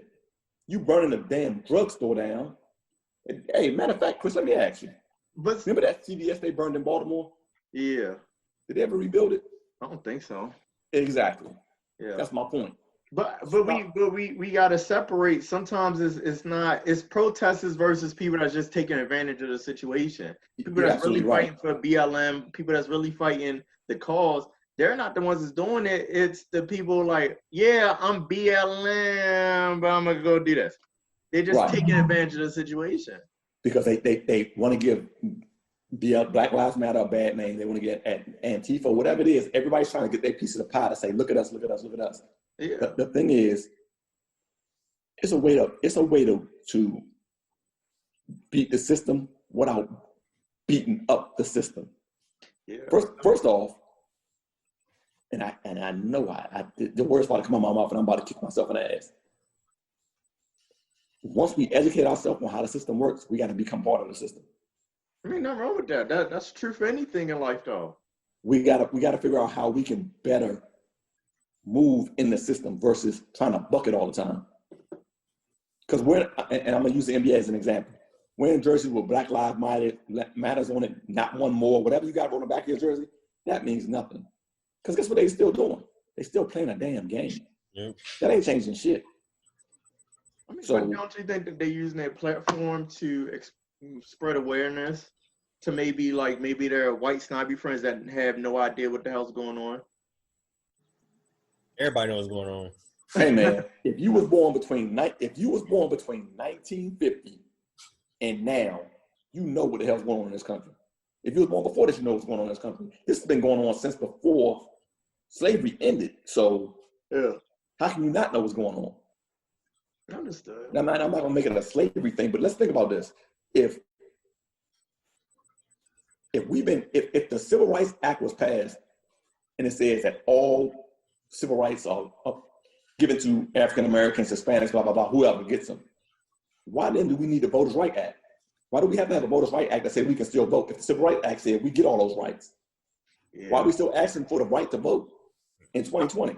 I'm always big on that. Like when races exist as far as black, white, Latino, XYZ, but I feel as though once laws come into play of discrimination, like okay, locks, right? That's what I mean by, they like, oh, you can't discriminate on locks. Mm-hmm. For that to become a law, like some people looked at it as like, yay, you can't discriminate. But I'm like, if God giveth, God could take it away. That's how I thought about it. So I was like, that's really, it's a win in disguise. I looked at it as a W in disguise because you made a law about it. But it's natural. Your hair is natural. Your hair can naturally lock. It shouldn't have been a point in the first place. Yeah, that's what. Yeah. Why do you have to pass a law about something that happens naturally? Like, we're gonna let you wear your locks, but we'll pass a law about it. You're lucky to pick your waves. Like what? Right. Yeah. It's like saying, you know what? You could be brown, but just not too brown, and we're gonna pass a law to make sure that happens. Yeah. That's pretty much what it is. Yeah. And I'm not saying it's a racist thing, but what we're saying is there's a disconnect between understanding of culture and how people view culture. There's it's a huge divide in the middle, understanding and how people view it. I'm from DC. In DC, we listen to go-go. If you're from anywhere other than outside of DC and you hear go-go, you're like, man, what the hell is that noise? But keep it rolling. That's my soul beating. That's what I love. I love it. When I hear it, I just get hyped. But when you go to Baltimore, you hear some house music, and you be like, oh shit, wait a minute. So when you from Curtis, Miami. It's a Miami base, and you be like, yep, I'm home. So I did do that one time. I heard go-go music. I was like, what's that? Oh, okay. All right. Lady, Keep playing it. Let me hear it. give me your number, girl. Keep it rolling. Roll with it. Yeah. So I'm gonna give you my number on Saturday. So when you talk about how people see us and how they understand our culture, it's a big divide. They see us as black, but then they don't understand why we like what we like, and because they don't like it, they don't want to understand it. It's like people that like pig feet. I don't like pig feet, but if you like pig feet, that's on you. It ain't got nothing to do with me. I'm not trying to make you not like what you like or make it illegal. And I'm not gonna pass a law to say that you can eat pig feet on Sunday. That's what you're saying about the whole lock thing. I'm gonna pass a law to say that you can wear your hair the way it's already capable of being done, or cornrows, because it's a natural, because you like your hair that way. Now we got to pass a law to say you can wear your hair in cornrows, or you can't discriminate against this particular hairstyle. That's crazy that you got to pass a law to say that you can't discriminate against a hairstyle. Yeah, I just say keep it clean. Like you can have nice locks. Man, whatever makes you happy, do it. Yeah. As long as it don't affect me in no kind of way when it comes to me and mine, I ain't gonna complain. What I was saying is like a owner of like hiring people and whatnot. Like, yo, wear your hair you want to wear it. Like, just make it presentable. And that's it. You can have locks, you can have dreads, you have braids, you can go bald. Like, yo, it is what it is. Like, you can have a bush. Just keep it nice and presentable. That's it. Like, I don't. It is what it is. So depending on the type of work you do, like if you ain't dealing with people, then like it is what it is. But other than that, I don't care. Like, yo, it's you. It's who you are. Like, I never want to take away from yeah, I'm not gonna knock anybody hustle, but I am gonna say this: if you wanna speak for, when I say us, I'm talking about black folks. You wanna speak for black folks? Please don't say you're speaking for all of us. I don't need Herschel Walker's son speaking for me. I don't need Herschel Walker speaking for me. I don't need none of that. I don't need you to get up in. If you're in the National Republican Convention and you talking about whatever you're talking about, and you're talking about I'm speaking for everybody. No, you're not. You're speaking for you. Yeah. Because your views are your views, just like my views are my views. That's why I don't try to force my opinion on anybody. You don't gotta agree with what I say. But what I'm saying is, I'm speaking for me. So if you're gonna speak for you, speak for you. Don't get on TV and talk about something. I'm speaking for everybody because all African Americans feel this way. No, we do not. Yeah. No, we do not. We don't all support Trump. We don't all support Biden. We don't all support Kamala. That ain't the case. Everybody got their own particular way that they see this political parties and how this race is gonna pan out. So don't get on TV, whoever you are, and speak for me. Shout out to the WNBA for supporting the movement. Oh, see them shirts? Yeah, dope. I found it dope. I found it dope overall. What are y'all thoughts on that? Because the narrative is pushing. Black women are leading the charge and supporting our African American men. Well, I think it was appreciated. I give them credit for doing it. There's always two layers to everything that happens. So you're gonna support Black Lives Matters or whatever you're gonna support in the WNBA, but underneath that, they're still trying to fight, and they're not saying it right now. They're still trying to fight for not equal pay, but representative pay of their skills. Yeah. You see what I'm saying? So yeah, you're gonna let us do this on national TV, and only because, and let's be real, we old enough to understand this and talk about it as men. The NBA came back, and the only thing that it does is help ESPN's ratings. Mm-hmm. It helps them make money. Yeah. No sports, no money. They was doing virtual, like, video game car races to get people to watch car races because there was no sports. You understand what I'm saying? So when they was losing money and they was having the same thing air, they showed The Last Dance on ESPN about 47 times when the pandemic first started. I must have watched that thing about 40. I mean, it came on every day because there was nothing else on TV. Yeah. They just kept showing it and showing it and showing it and showing it.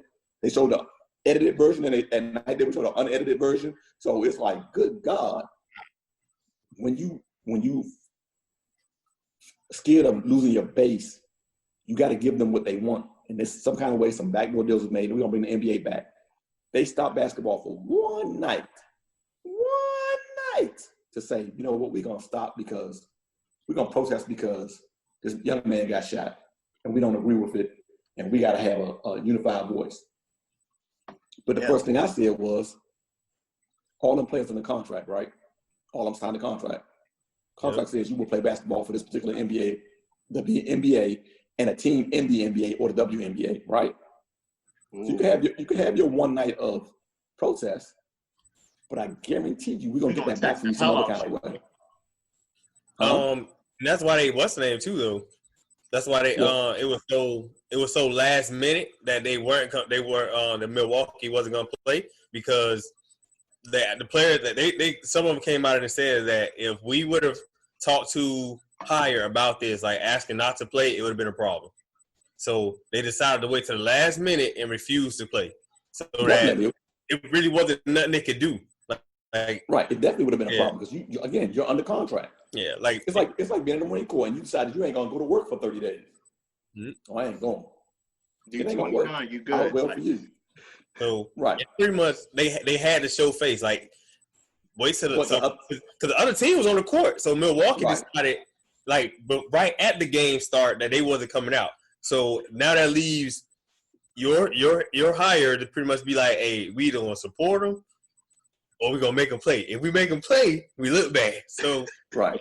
we gotta pull out. Like Right. we let them go outside. Once they did it, then everybody else after them decided, like, you know what, it's a good look. We're gonna not play either. The thing is, everybody was like, oh my God, I can't believe that they're gonna not play basketball. First of all, basketball ain't curing cancer. Yep. Basketball ain't doing nothing but helping people that bet on sports make money or lose money, helping ESPN make money, helping owners make money. The only thing that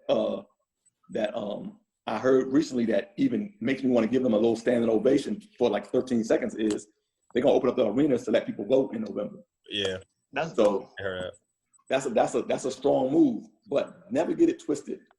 When it comes to capitalism, it's always the end result is always making money. Yeah. So it's not about social activism. So what are y'all thoughts of with Draymond? Was it Draymond Green when he was like, "Yo, basketball is my job. That's how I get paid." So how do we balance of like a message, a social activist message as far as like the whole shooting and Black Lives Matter movement versus like really he's under a contract. Only certain players got pulled. Draymond ain't got that yet. Yeah. So like LeBron could do it. Yeah. If Draymond do that, he could get fired. The problem with Draymond is he's always been a supporting role kind of player. So he's not a superstar in the NBA's eyes. He's not a Curry. He's not a LeBron. He's not a Lillard. He's not a damn sorry, man that played for the Rockets. Either one of them. Harden. Yeah, he's not a Harden or Westbrook or Durant. And Durant ain't even playing right now. That's what he carried with him. So, those are A-list, and I hate to use A-list, B-list, but he's an A-list. Those are A-list players. Yeah. Those are players that can carry a team. So when they say something, people tend to listen because they put asses in seats. You don't tell Curry or LeBron to like shut up. Well, a fan, but a coach ain't gonna literally be like, "Hey, shut up, LeBron." Like, all right, like that ain't gonna happen. You can shut Draymond up. Yeah. Well, I mean, because Draymond Green, while he is a accomplished player and he brings skill and a level of talent to the game that I don't have and I will never have, I never had, he has not established himself as that guy on that team. And I'm not discrediting his talent. What I'm saying is, if he was that guy on that team, then his voice would carry a lot further. Yeah. No disrespect. I know people say, "Oh, that's shade," but it's not shade. It's the truth. No, not at all. Yeah, because he was just like, "Yo, like, look, we can." Y'all trying because at first they were trying to shut down for the rest of the games for the season, right? That was like the room at first. He was like, "Yo, I still have a job, like, because I'm still under contract." Exactly. So it's like, how do we balance that of like a social platform of like shutting down, of like providing a message like, yo, we ain't playing until, well, basketball players ain't playing until this gets situated. However, you still got, everybody's not LeBron, everybody's not Curry, everybody doesn't have these crazy deals. We talk about social activism and all this stuff, and people are like, oh, well, with basketball season over, what are they going to do? A lot of them can't do anything because in their contracts, it says these are certain activities that you cannot participate in. A lot of people don't know that. The contracts are structured so that they protect the investment. The investment is the player. So we're going to structure your contract so that you can't do any of these things outside of this contract because we don't want you to get hurt doing these things outside of basketball season. So people get mad, they're not in the fight. But like I said before, the easiest way to get in the fight and help win the fight is to get into the system, not stand outside with a sign saying Black Lives Matter. We've been carrying signs for over 60 damn years and ain't nothing changed. Nothing. We scooted up a little bit. That was on my watch. So I was thinking about that too. Marching since before I was born, and ain't nothing changed. Black people still getting killed. So that brought me that got me thinking too. Like we were talking about earlier about the rioting. Like, so if we put in a check in the box for everything, like what we got left? Because they said we did the peaceful protest, we got nothing. Cabinet took a knee, we got nothing. We vote, they rigged the ballots, we got nothing.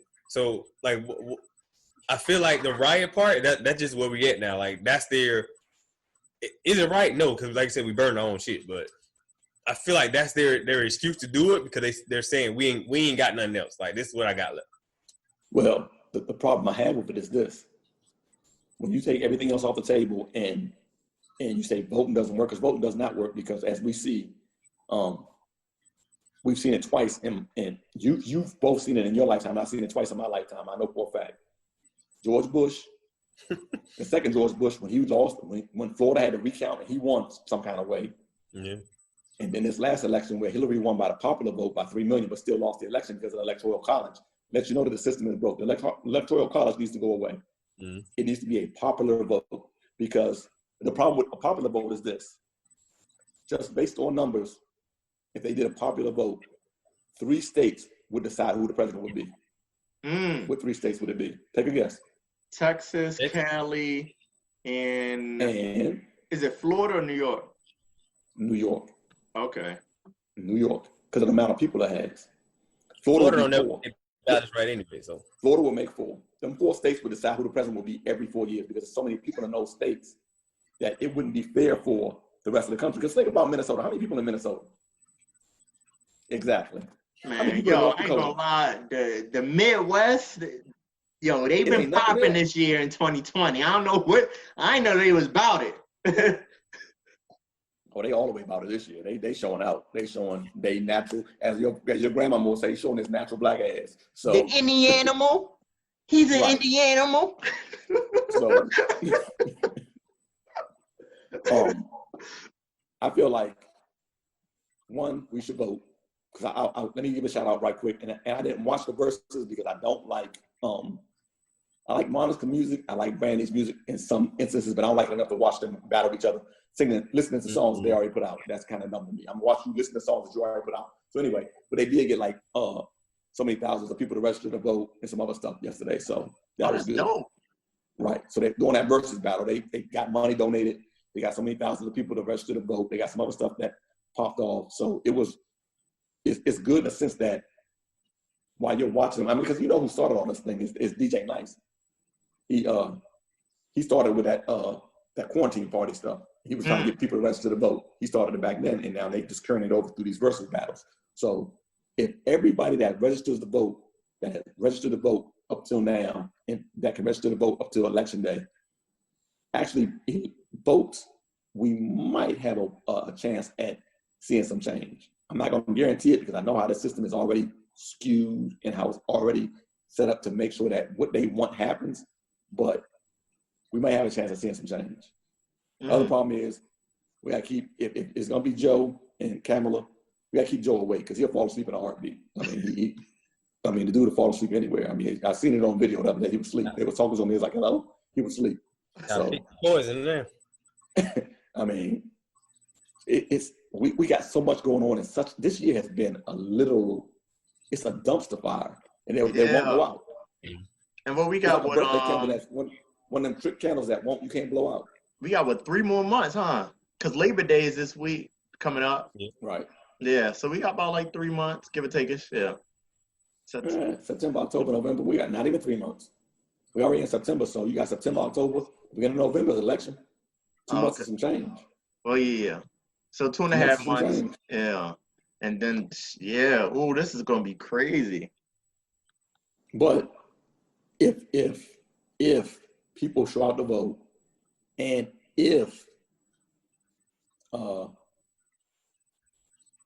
it's not rigged, because they try to stop mail-in ballots altogether, so they want people to actually go to the polls.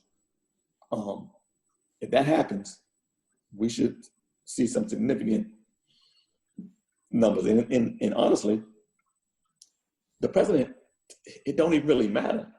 Congress and the Senate is what matters. Yeah, what's around? So it's just like, how do we get that?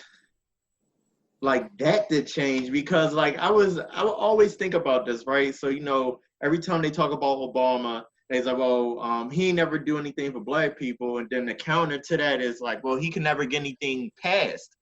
So it's just like, how do we change those people inside? You got to vote them out. Mm-hmm. Oh, you got to vote them out. You can't have. I think it should be term limits on senators and congressmen. I think if you're a senator, what's the senator? That's the 2-year term, right? Or the congressman's 2 years and the senator's 4 years. Whichever way it is, you should not be able to serve more than 8 years in either one of those two buildings. No more than 8, because then you get so much power. Because the longer you're in, the higher your responsibility becomes. So you go from being like a junior congressman to somebody that's sitting on a panel or one of those little groups.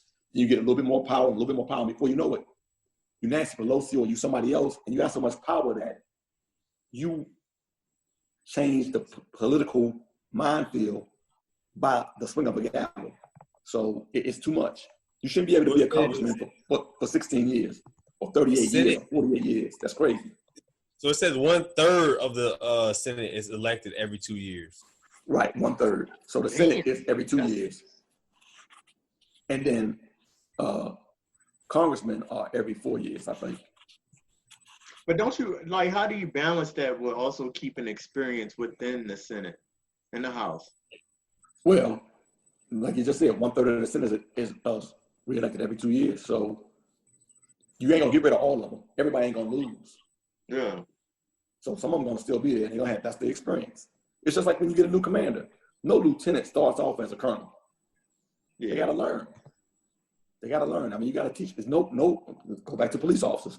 No police officer starts off being the knowledgeable police officer is. He learns through experiences, he learns through actions, he learns through failure.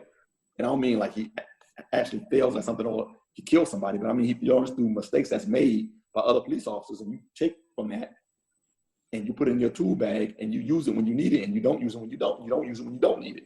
And that's that. So it's not a matter of fact or a proven system that you got experience, so you know better than I know. Hell, if you know how to read a book, you know how to read a piece of paper, you know how to read a piece of legislation, you could be a damn senator or a congressman. Understanding is the hard part, because they put so much extra stuff in it that makes it hard to understand. The verbiage, you gotta remember when Obama passed the Affordable Health Care Act, it was like a 1,600-page bill. But 1,600 pages of the bill was not the Affordable Health Care Act. It was other stuff thrown in there so the bill could pass. So think about it like that. And you really think somebody reading 1,600 pages of a bill before they vote on it? I don't know. Hey, give me the nooks and crannies of it. Hey man, give me the meat and potatoes, and you keep all the vegetables. That's all I need. I need the meat and potatoes. I don't want the vegetables. So, did y'all want to wait to? Did y'all want to wrap this up? Kind of, we had over an hour, but also did put about the Fort Hood commander. Let's hit him real quick. I want to get that out because it's gonna be dead news next week. They ain't gonna talk about it next week. Yeah. And you can send this out as a snippet. Remember we talked about this. I don't know. We talked about that in a podcast. We talked about when we first talked about that female going missing. Vanessa. Yeah, and we talked about how accountability, some kind of way, was lost. And I said it then, and it came true the other day. The commander of the base is gonna be the person that has to get in trouble. I told you, I said it then. I said, somebody's going to have to fall on their sword for this whole thing. And it's going to be the damn, basically, I didn't know he was a general. I thought it was a colonel. But I guess for the hood, that's how they do it. He got to go. And he got to go because it's too many incidents back to back. Yeah. And then also it's old incidences, like probably before him even taking command. It doesn't make taking a difference. He got to take off everything. Think about it like this. If Curtis is at work one day and they say, oh man, Lance Corporal Smuckatelli went UA, then Lance Corporal Knox went UA, then Lance Corporal Sugar and Spice went UA, and then like 30 days later you find them all dead in the field, who gonna get in trouble? Curtis. Like, yo, I just checked in yesterday. I'm doing the checklist right now. They gotta. I'm not even on y'all morning report. In that text message I sent you, in order for the Army to get that shit off of them, they gotta put it on somebody. Oh yeah. Accountability has to be had, so we gotta put it on somebody to get it the hell up off of us. And I seen a couple like pages like, oh, you know, our voices are heard, blase, blase. I was like, yo, y'all don't understand. Yo, he's just a pawn. Yeah. Yep. And I'm like, yo, the situation is bigger than him. Like, yes, they got him out, but I'm like, yo, they just really did that to hush y'all up. Yep. Yeah, we know how that go. All that stuff go up. That man ain't doing accountability. Like that ain't his responsibility. Like, It's colonels underneath him that should be gone too, but they put it on him because he's at the top of the food chain. Yep. Yeah. It's colonels, lieutenant colonels, majors, captains, lieutenants, NCOs, senior NCOs, that all of them should be gone. If I'm him, I'm cussing everybody out on my way out. Yeah. Well, you know what? He's gonna be the like the executive director or some shit of the base. He's not going nowhere. He lost his command at for whatever the next base he was going to. He lost that command. He ain't getting that. So he's staying right where he at. Don't want no Fort Hood right now. Yeah, he's not gonna be the commander. It's somebody else they put in that place, but he's gonna be right underneath of him. But they ain't forced retiring him. They just relieved him. Not yet. But he might as well go ahead and retire because he ain't never get promoted. Well, yeah, he know it's coming, but he might as well go ahead and hey, look, drug deals goes like, look, you ain't gonna get promoted, but you're gonna have this, and this on your way out. Yeah. No, I'd be like, look, you relieving me? Guess what I'm doing? I'm out. Because that stigma gonna stick with you. Oh, have me on base looking crazy. The stigma is always gonna be there, whether you had anything to do with it or not. At that level, when you're a 2-star, there's no way in hell you know what's going on with every soldier on that base every day. There's no way. No, you don't. I'm pretty sure he asks questions like, yo, what the hell's going on? Mm-hmm. And nobody got no answers.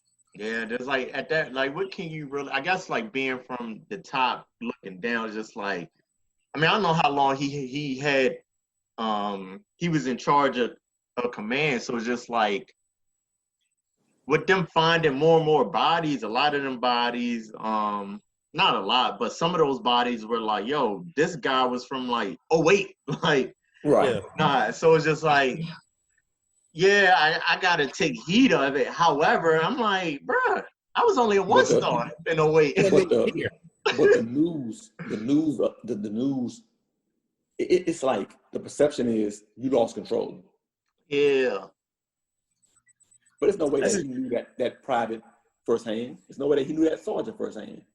So, I really want to know how many people were lost under his control, like under his reign, though. Like, right. So I'm thinking it's just one. Eight bodies, and like, oh, well, 2 was lost under my control. Like, where did the other 6 come from? Right. Like, how you gonna blame me for all this shit? Yeah. And I mean, that's why I said a couple podcasts ago, it's like, yo, it's crazy that they kind of have like I guess like a buffer for people that's gonna go missing. Like, yeah, we already have a projection of like 6 people probably go UA type shit, and we just gonna mark them as UA, and it is what it is. But we talked about that, and we said, and Curtis can back me up on this. This is the reason why the Marine Corps, the Army, the Air Force, and they recruit the way they recruit, because they already know a certain percentage of people are not going to make it. Some people ain't even gonna make it past the first year. They just some people are not built for the military. So if you recruit like 7, you probably really come out with like 3 to 2. I would say you come out with 4. Okay. You really ain't gonna make it. There's already a percentage. Like every RS has a like the boot camp failure rate that you aim for. So when they calculate numbers, they already know like, hey, in 2018, we had a graduation rate of 89%. So that means we have to, in order to raise that, we recruited 500 people. Now we got to recruit 550 to make that number go up. Like they already have all that stuff. So and more importantly, the recruiters, which is the craziest shit I've ever heard in my life. How in the hell is a recruiter responsible for the person that they put in for the first 4 years of their damn enlistment? How?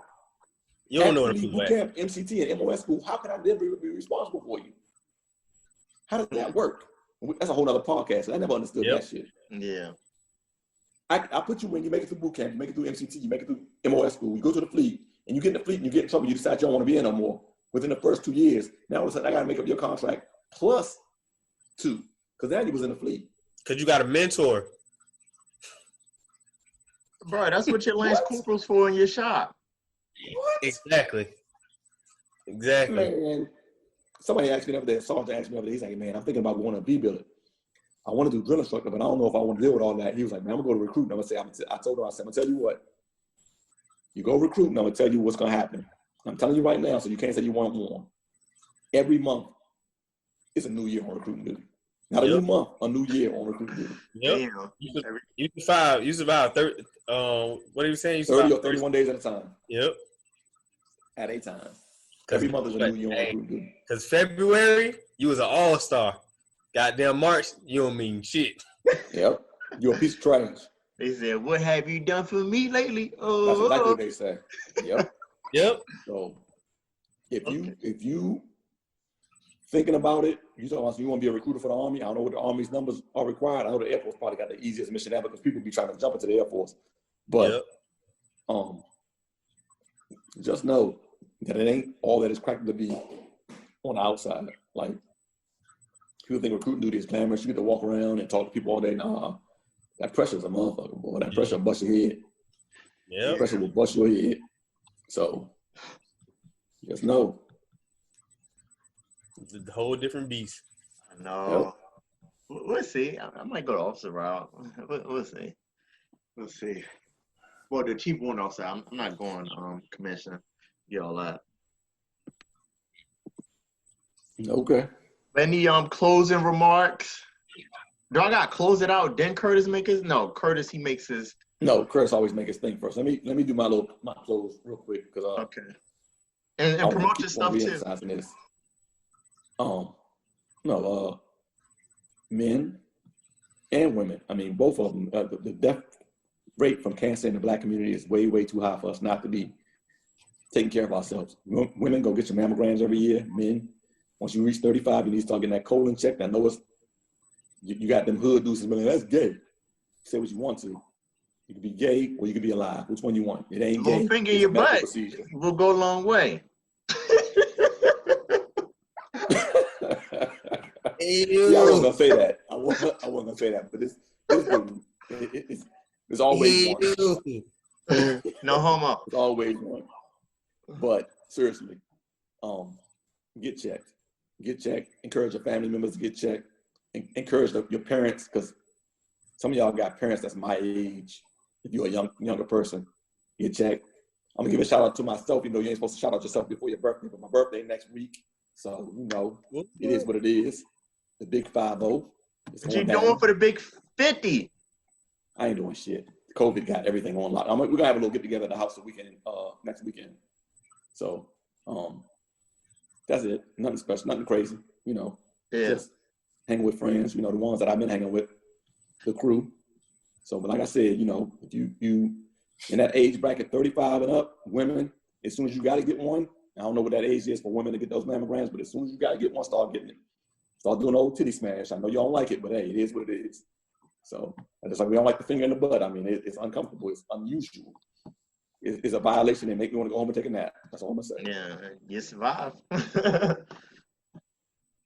It is what it Curtis is. Curtis Reed. You can tell he read. I can see his eyes move. I think I got two of them. Yeah. Uh-oh. All right. Are we ready? We ready? Right. So the first one, Angela Davis. In a racist society, it is not enough to be non-racist. We must be anti-racist. Take it how you want. All right. So for my brother, all right, you can't separate peace from freedom because no one can be at peace unless he has his freedom. That one hit a little harder. Okay. I got that one. Okay, that's what I thought it was. Okay. I like that one. I like that one. Well, like thank y'all for listening to another episode of Unpredictable Thoughts. It's your boy Troubles in the building. Your boy AC. And your man Jones. Peace. Yep.